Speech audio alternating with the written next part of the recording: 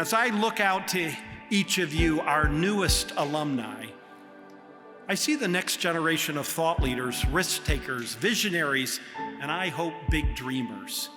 You are graduates of a public university ready to create public good by making a difference in your career, in your family, in your alma mater, in your community, in the nation, and in the world.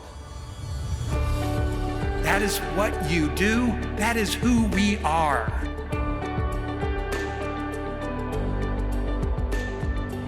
You are entering the next chapter in your life.